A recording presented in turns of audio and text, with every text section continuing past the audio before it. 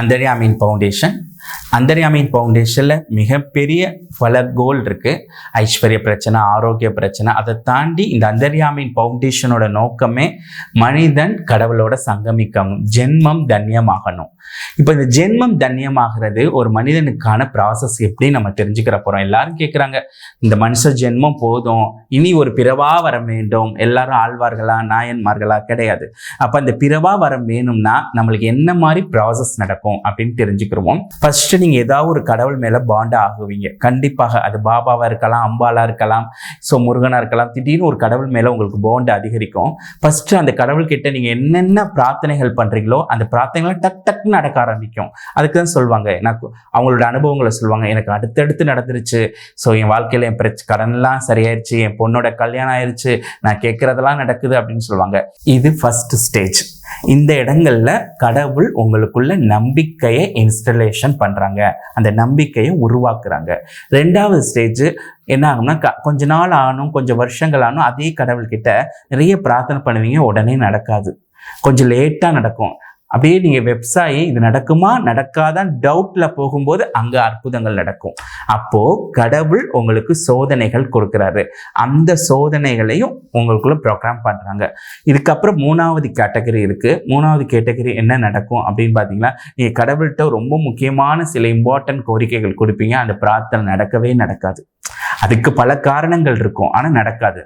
அப்போ கடவுள் உங்களுக்குள்ள என்ன பண்ண போறான்னு மிகப்பெரிய அடுத்தடுத்து வேதனைகளும் சில விஷயங்களையும் கொடுத்து உங்களை இன்னும் ஸ்ட்ராங் கர்ம விமோக்ஷனம் கொடுக்க போறான்னு அர்த்தம்.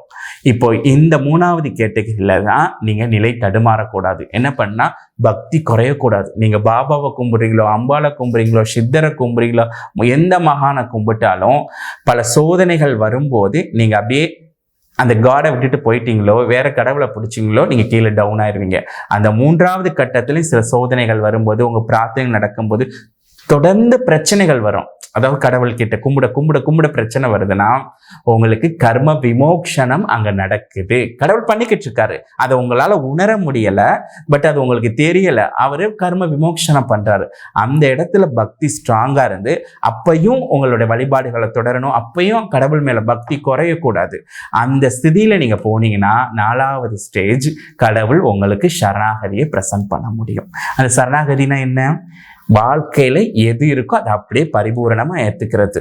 இன்னைக்கு சாப்பாடு கிடைக்கல, ஒரு ஹோட்டலுக்கு போறீங்க, உங்களுக்கு மட்டும் வச்ச சாப்பாடு ஏதோ நல்லா இல்லை, வாய்க்கு ருசியா, அந்த ஹோட்டல்காரன்ட்டையோ சண்டையோ எதுவும் போட மாட்டீங்க. இது கடவுளோட சங்கல்பம். போயிருப்பீங்க.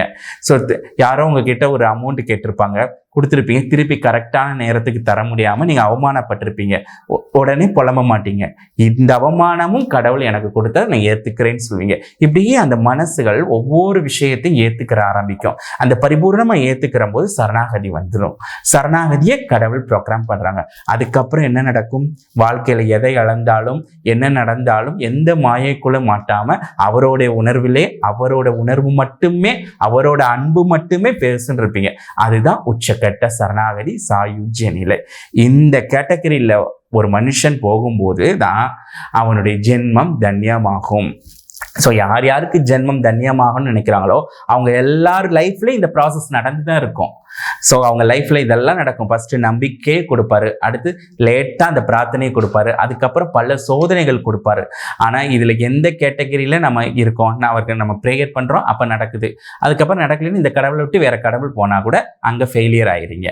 ஸோ அவர் கொடுக்கக்கூடிய எல்லா கேட்டகரியிலையும் நம்ம கரெக்டா இருந்து நம்ம அவர்கிட்ட செய்யக்கூடிய அந்த பக்திகள் குறையாம இருக்கும்போது நம்மளுக்கு அந்த கர்ம விமோக்ஷம் ஏற்பட்டு நம்மளுக்கு ஜென்மம் தன்யமாகணும். யார் யாருக்கு ஜென்மம் தன்யமாகணுமோ இந்த கேட்டகரியில ப்ராசஸ் அனுபவிப்பாங்க.